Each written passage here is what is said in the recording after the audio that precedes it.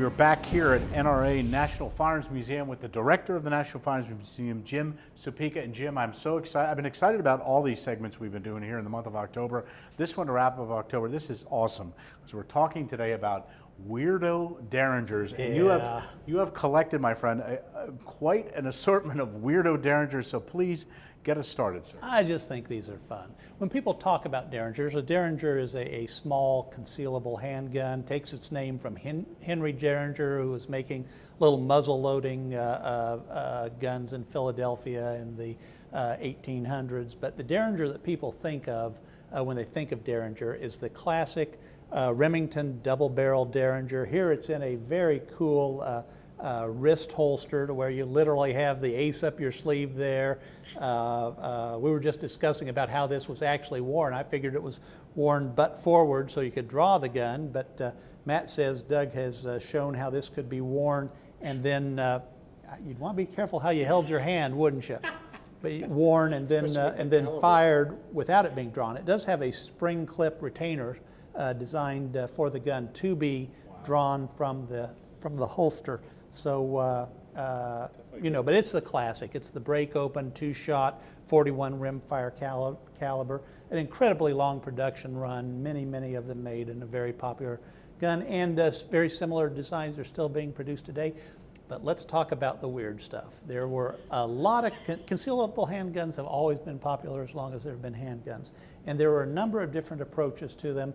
We're going to look first at not a 2-barrel, but a 3-barrel Derringer. This is a Marston 3-barrel Derringer. It's from the mid-1800s. Instead of the two Derringers of the Derringer, the 2 barrels of the Remington Derringer, this has 3 barrels.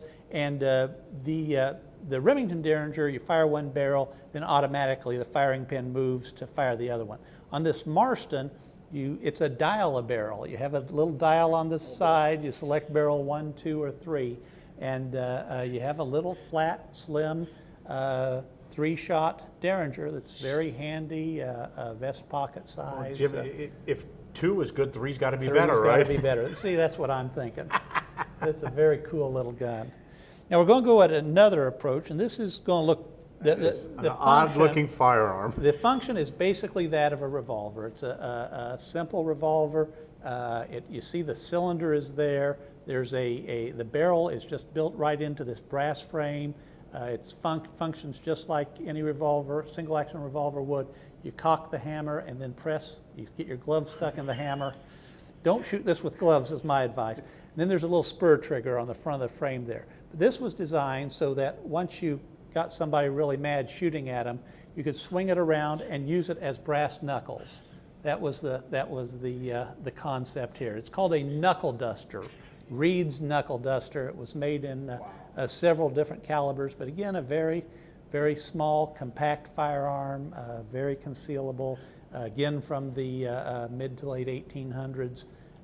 Neat little piece there. And the design, Jim, kind of speaks to back in the history of our country and a lot of the applications these firearms were used in, where you had to get yourself out of a spot of trouble. This was going to be whether you run out of ammunition, you turn it around, and you got your knuckle buster there, or knuckle duster. Exactly. But interesting and fun little curiosa firearm. We're going to look at some squeezer firearms. The first one. Tell us what a squeeze firearm is fired by squeezing a lever instead of pulling a trigger. This one is a Galois, and basically your cartridges are stowed in here, and then it is fired by squeezing this lever forward. So it's just fired just like that with the squeeze. I'm not going to dry fire it because that's hard on our guns.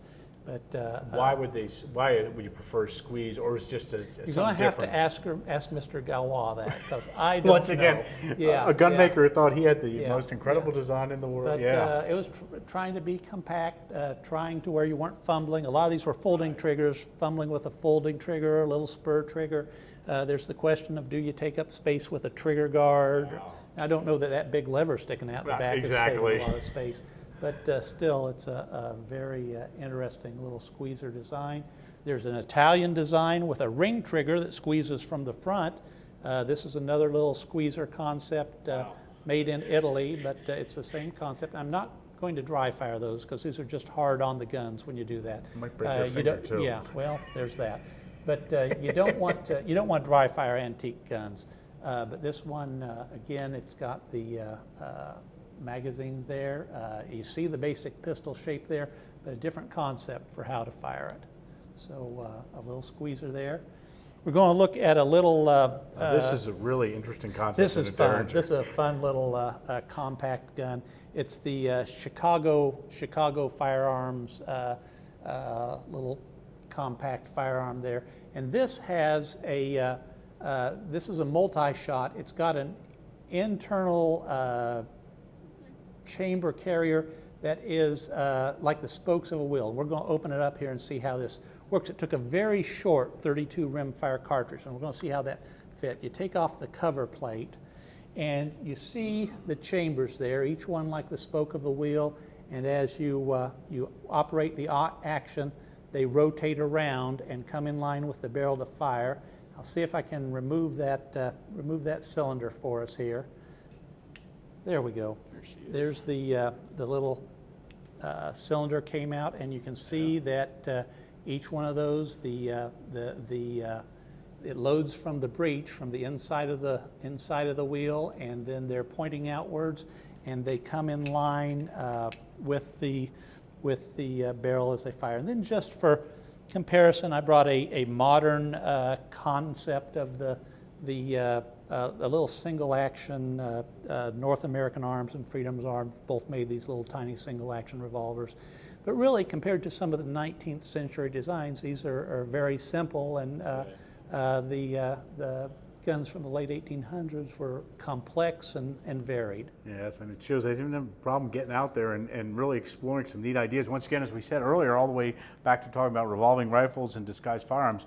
As firearms progressed and evolved, these are different concepts that are being worked out, and a lot of them didn't work, but you don't get to the ones we have now, the venerable designs, without going through a few things that are a little odd. Yeah, there are a lot of failures for every success. Now tell us a little bit how we can see some of these weirdo Derringers here at the National Firearms Museum, Jim. We've got these and over 2,000 more firearms on display at the National Firearms Museum at the NRA headquarters building in Fairfax, Virginia, right in the Washington, D.C. area. We're open every day of the week. We're open 9:30 to 5. It's always free admission. We stay open till late on Saturdays, so we're open late then, and we'd love to have folks come by. If you can't get by the museum, come see us online. We've got a website, nationalfirearmsmuseum.org. We've got some exciting things going on there. We're doing a major update of the website, and we hope that by 2010 you'll be able to go to the website and call up any of those thousands of firearms in the museum, get the pictures, get the text, get the story of the firearm right in the comfort of your own home in front of your computer. Any weird, oddball, one-of-a-kind? Yeah, It'll all be of those. there. All of those, it will be. Jim Supeka, the director here at the National Firearms Museum at NRA headquarters in Fairfax, thanks you so much for showing these wonderful treasures to us here on the Curator's Corner. John, thank you so much.